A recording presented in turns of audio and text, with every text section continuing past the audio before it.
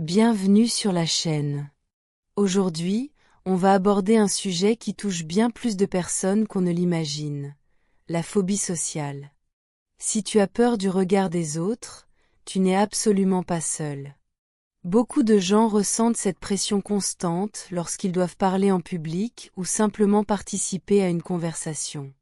Parfois, cette anxiété est tellement forte qu'on finit par éviter certaines situations du quotidien. On invente des excuses pour ne pas sortir, on annule des rendez-vous, on se fait tout petit pour ne pas attirer l'attention. Et pourtant, la plupart du temps, les autres ne remarquent même pas ce qui nous inquiète tant. La phobie sociale donne l'impression que tout le monde nous observe, nous juge ou attend qu'on fasse une erreur. C'est un sentiment très difficile à vivre, mais heureusement, il existe des solutions. Dans cette vidéo, je vais t'aider à comprendre d'où vient cette peur. Tu verras que ce n'est pas un défaut, et encore moins une faiblesse. C'est seulement un mécanisme de protection qui s'est mis à exagérer les dangers sociaux. En comprenant ce mécanisme, tu vas pouvoir commencer à le contrôler. On va aussi parler de stratégies simples mais puissantes pour te libérer progressivement de cette anxiété. Des exercices concrets que tu peux appliquer dès aujourd'hui pour changer ton rapport au regard des autres. Des méthodes utilisées en thérapie et qui ont prouvé leur efficacité. L'objectif, c'est que tu puisses reprendre confiance en toi, à ton rythme. Que tu puisses te sentir plus à l'aise dans les conversations et dans les lieux publics. Que tu arrêtes de te cacher et que tu recommences à profiter de ta vie sociale.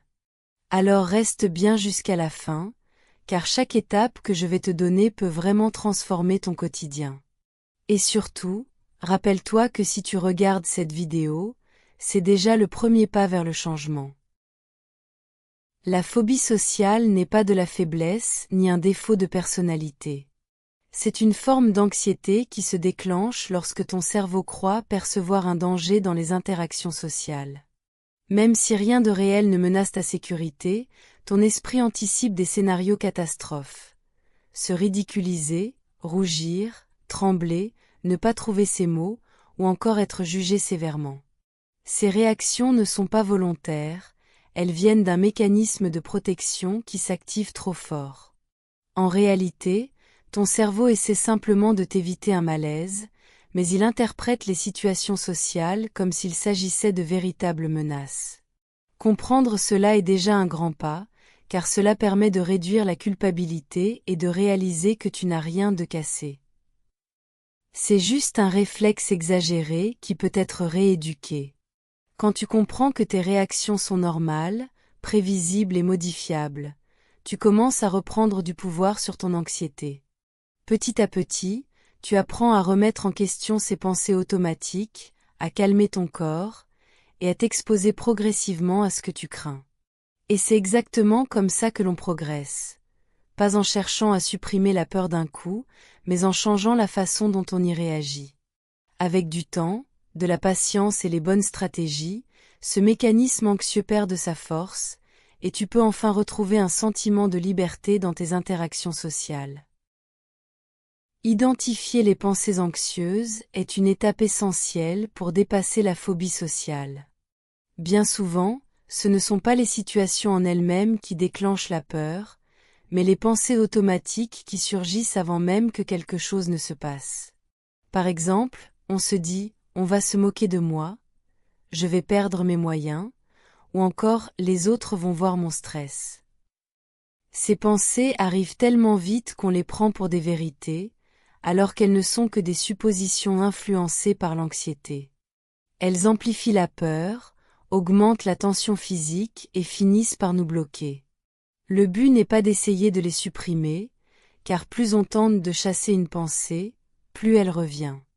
L'objectif, c'est plutôt de les remplacer progressivement par des pensées plus réalistes et plus aidantes, comme « je n'ai aucune preuve que les autres vont me juger » ou « je peux être stressé et gérer quand même ». Ce changement peut sembler difficile au début, parce que le cerveau est habitué à fonctionner d'une certaine façon. Mais avec de la pratique, ces nouvelles pensées finissent par devenir plus naturelles.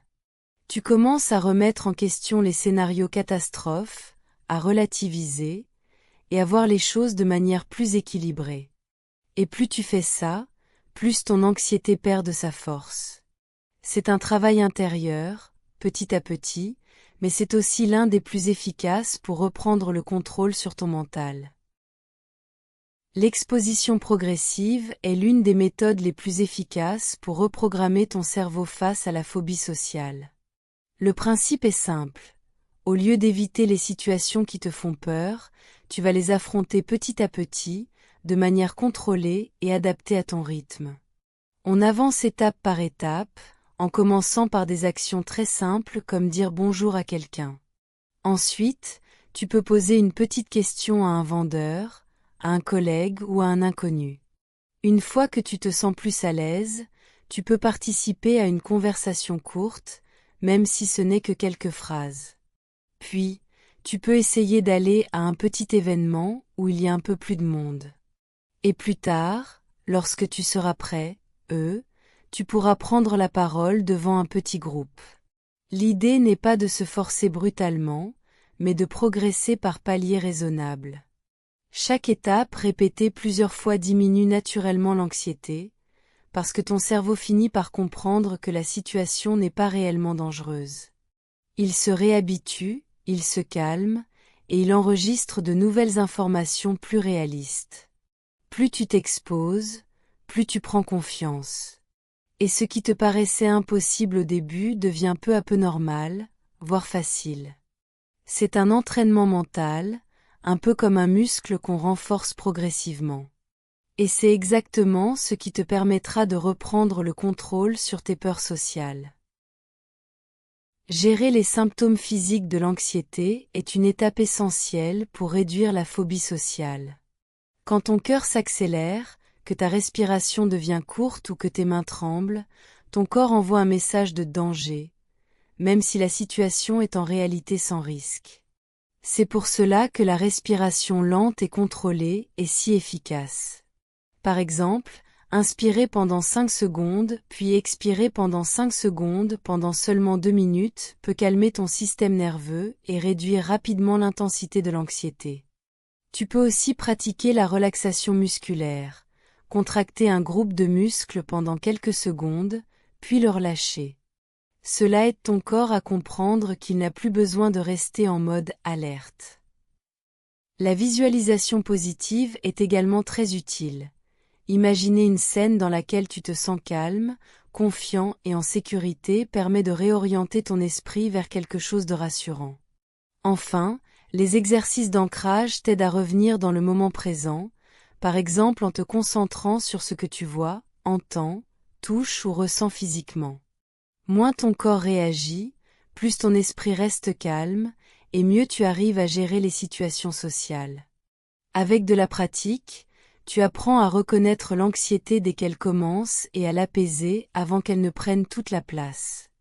C'est une compétence puissante qui t'accompagnera dans toutes les étapes de ton progrès. La phobie sociale peut être vraiment handicapante, parfois au point de t'empêcher de profiter pleinement de ta vie. Mais ce qui est important à retenir, c'est qu'elle n'est absolument pas irréversible. Avec les bonnes stratégies, un peu de patience et beaucoup de bienveillance envers toi-même, tu peux reprendre le contrôle et retrouver une vie sociale plus sereine. Chaque petit progrès compte, même ceux qui te paraissent insignifiants. Ce sont ces pas-là, répétés, qui construisent la confiance et qui transforment ton rapport aux autres. Tu n'as pas besoin d'être parfait, tu n'as pas besoin d'aller vite. Tu as seulement besoin d'avancer à ton rythme. Et si cette vidéo t'a aidé, n'oublie pas de t'abonner, de liker et de partager pour soutenir la chaîne et permettre à d'autres personnes de découvrir ces conseils. N'hésite pas non plus à me dire en commentaire quelle situation sociale te fait le plus peur. J'aimerais beaucoup préparer une vidéo spéciale pour t'aider à la surmonter. Merci vraiment d'avoir regardé jusqu'au bout, merci pour ta confiance, et surtout, n'oublie pas que tu es capable de changer. On se retrouve très bientôt pour une nouvelle vidéo pleine d'astuces et de motivation.